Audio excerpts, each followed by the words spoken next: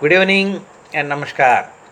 Today I am with you to discuss about one of the most famous and most successful business groups of India, the Ambani groups of the Reliance. Dhirubhai Ambani, the patriarch who built Reliance Industries Limited from the scratch, was admittedly one of the most successful first generation entrepreneurs of his time. Now, he died somewhere around 2002,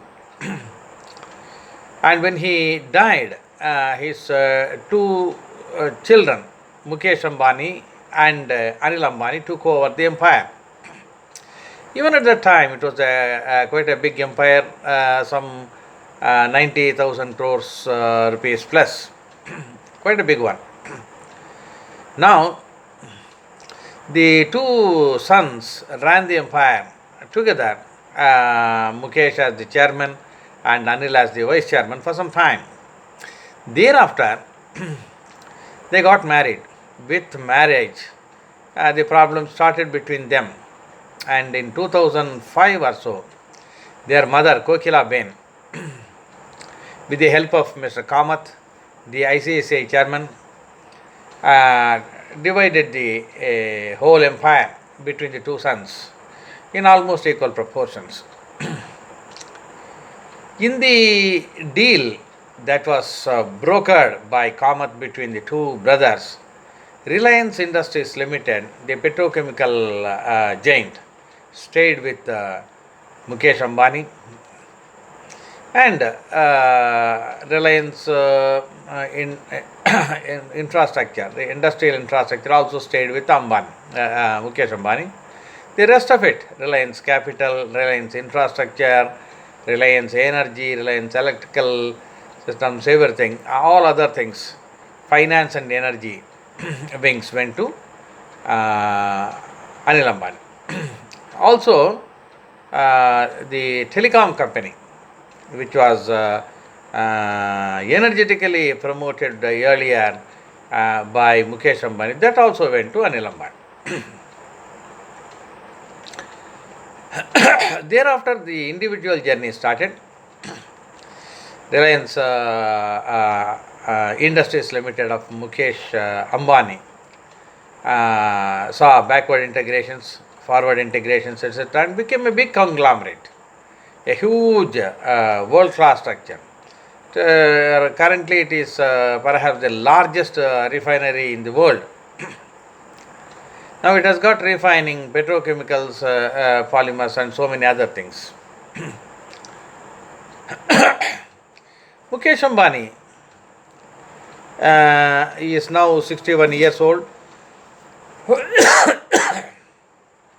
born in 1957. 61 years old, has a long way to go further. His brother Anil Ambani is 59 years old, that is 2 years younger than him, and he also has a long way to go. Mukesh Ambani has two sons and one daughter, and Anil Ambani has two sons. Mukesh Ambani is a chemical engineering graduate, whereas Anil Ambani is a science graduate plus MBA from Wharton School. The Mukesh Ambani used to do the background work when his father was at the helm of affairs, and Anil Ambani used to do the external interface. Anil Ambani was supposed to be a finance wizard, and he had brokered many wonderful finance deals for the Reliance Industries Limited when his father was there, and that helped Reliance Industries to grow very fast. Now, subsequently what happened? Reliance Industries Limited, that is Mukesh Ambani's empire, grew by leaps and bounds, whereas the empire of Anil Ambani was crumbling super fast. For instance, from Net worth of $10.1 billion in 2009, say about 10 years back. Today, Anil Ambani's net worth has dwindled to $2.1 billion. Whereas, from $19.1 billion in 2009, it has risen to $45 billion right now, according to Forbes. Now, how did the empire of Mukesh Ambani grew from 19.1 in 10 years ago to $45 billion now, and why did Anil Ambani's empire, the first one is Mukesh Ambani's empire, up to $45 billion. Now, Anil Ambani's empire dwindled from $10.1 billion in 2009 to $2.1 billion now. There are lots of reasons why it has been happening like that. When the two brothers parted, their empires were almost equal. To make it equal, actually, Mukesh Ambani had to pay 22,000 crores of rupees. And that saw the cash surplus in the empire of Adag. Adag means Anil Dhirubhai Ambani group. Now, Mukesh Ambani was putting his steps one at a time and expanding his known empire. Reliance Industries was a known profitable empire. He went in for forward integration, backward integration, and scaling up. So that was one good thing that he was doing. The business which was known to him very well. There he tried to excel first. So the scale was going up tremendously. Maybe about 10 times, 12 times the Reliance Industries Limited has grown. Now, telecom was to his heart, Mukesh Ambani. In fact, he only promoted the Reliance Infocom Limited when both the brothers were together, but that arm went to Anil Ambani after the demerger.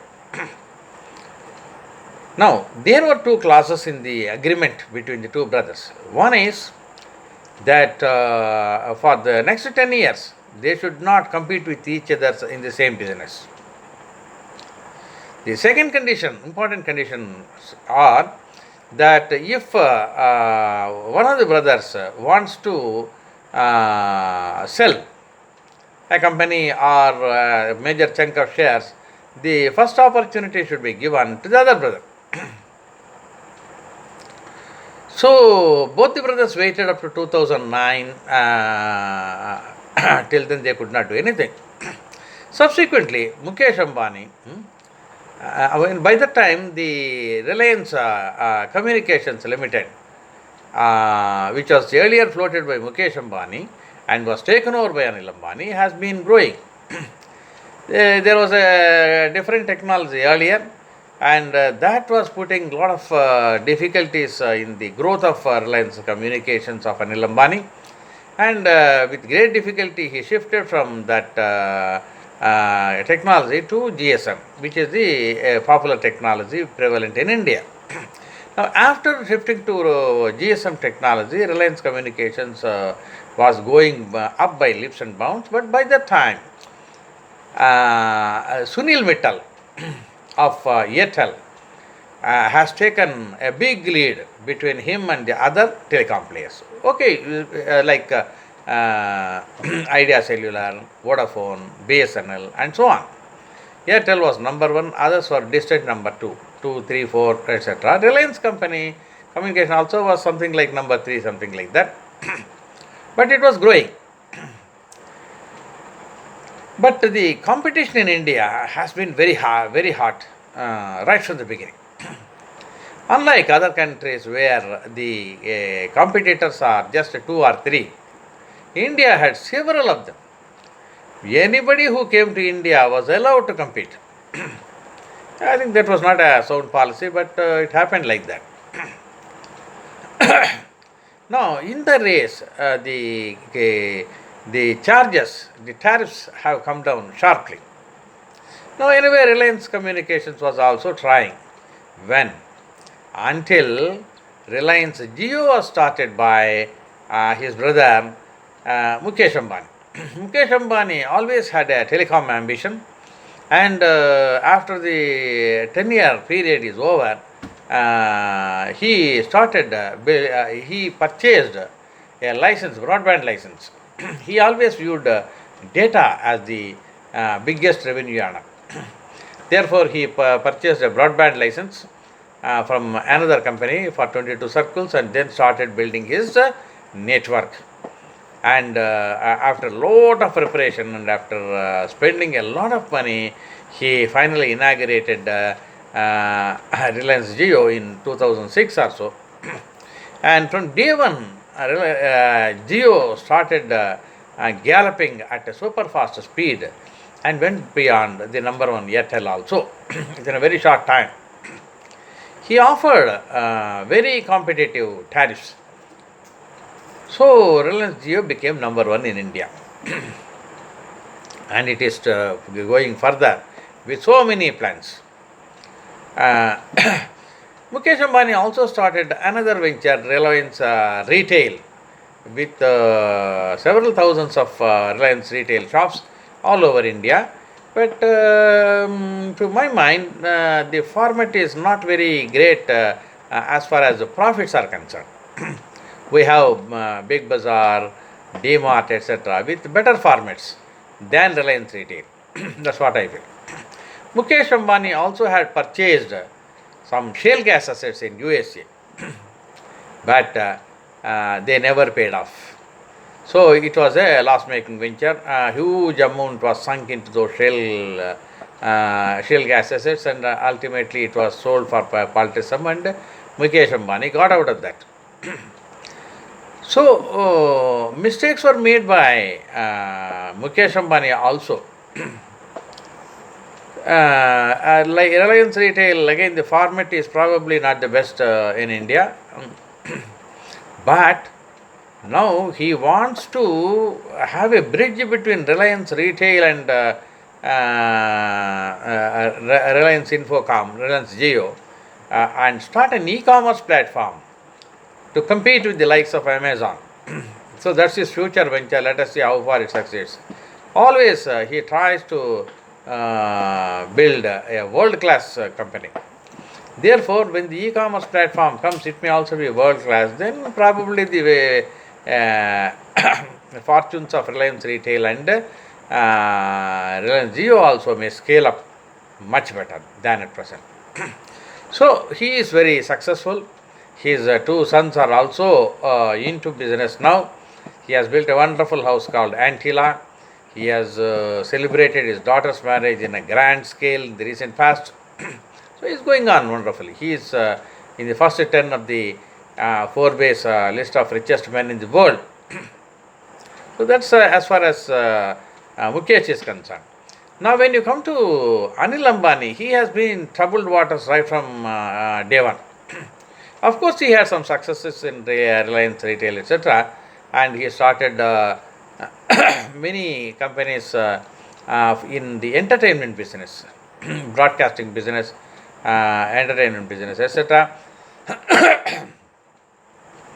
But somehow those are also not world class or large scale. Gaming also he has started. I don't know whether he will succeed there.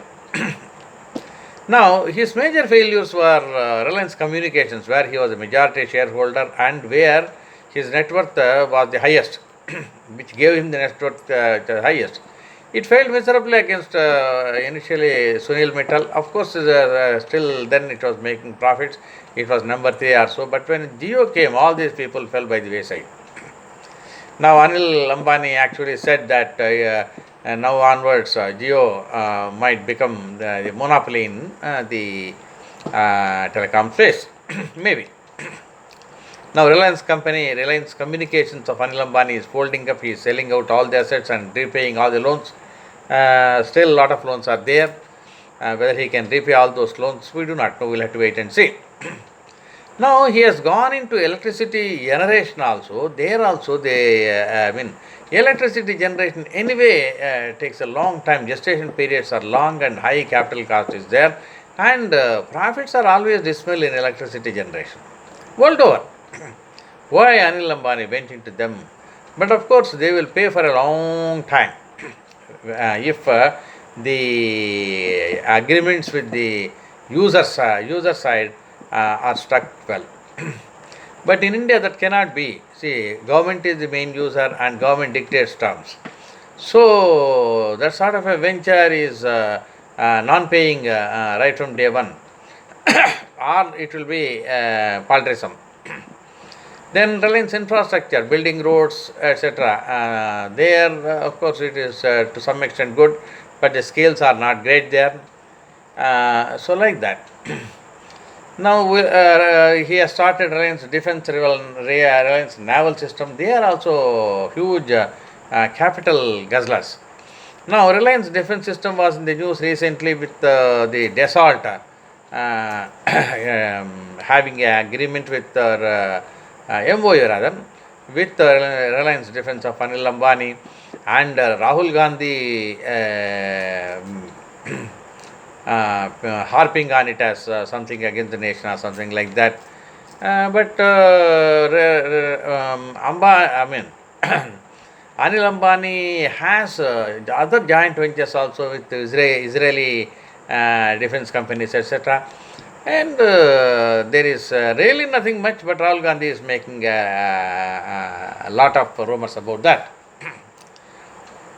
So, whether that will succeed, we do not know. That depends upon who will come to the government next. Now, Anil Ambani's empire has come down from $10.1 billion $10.1 billion in 2009, that is 10 years back, to 2.1, 10.1 to 2.1, so less than one-fifth. Whereas Mukesh Ambani has gone up from somewhere around 19 plus billion dollars to $45 billion as on today. That is several times he has galloped, whereas Anil Ambani has fallen by several times. Now, so what are the lessons that we can learn here? See, if you find a company's products tied down to the government, avoid it. See, in Indian governments are not prompt payers or correct payers. We have seen that, especially electricity, etc. This is the problem. Likewise, if there are laws preventing price increase, etc., there also you have to require. And again, see, Anil Ambani has again got into defense sector, where government is the only single purchaser, and who knows who will come to the government next and what problems they will pose. India could not purchase most of its defense requirements in the last 20 years, thanks to the governments. Now, whether these things will happen in the coming years, we will have to wait and see. Now, if Anil Ambani wants to succeed, he has to stay away from these government purchases. And there are any number of wonderful fields where quick returns are possible, good returns are possible, good scale is possible, and long-term expansions are also possible. He should get into those things. See, ITC has been growing, TCS has been growing, so many other things are there where growth is possible. But Anil Ambani has been choosing capital guzzlers, huge gestation periods. So that's where the problem lies. Now, investors will need to remember these points and think about it. If you can afford to wait for 5 years, 6 years, go for such companies. But if you want reasonably quick returns within 1 year, 2 years, etc., and that's what we call as long-term investment now. 2 years is a long-term investment, but Anil Ambani wants you to wait for 5 years. That's the problem. Now, petrochemicals also is a long-term investment only, but it has come a long way from those days now. But if you look at the rate of growth, Reliance Industries grows at a tardy pace only. It grows, but at a tardy pace, not a very great pace. There are some years in which the GRM, gross refining margin, is very high. In that year, the price of Reliance share goes up very well. But when the GRM falls, the price of Reliance also falls. As simple as that. Now Reliance Jio is there, having beaten down the price to its abysmally lower levels. Whether Reliance Industries can hike up the prices at a subsequent time, that we'll have to wait and see. So these are the fortunes of Mukesh Ambani and Anil Ambani. Now, why I have taken up this is to show you the relative strengths and merits of the approaches of the two persons. Reliance Jio has started paying profits from day one. Reliance Retail also is not a loss-making unit, whereas many companies started by Anil Ambani are capital guzzlers with long gestation periods. That's why he suffered. He had to incur huge debts on those, and he is unable to pay many of those things. Now, when you next choose a company for your investment, think well. If your long-term investment is 2 years, you must get at least a 50% growth in those 2 years in the investment that you make. That much you should try. That is why I have taken up the study of Mukesh Ambani and Anil Ambani. Neither companies pay you 50% in 2 years. They are glamorous companies, but not great paying companies. Dividend paying companies are like that. So think about that.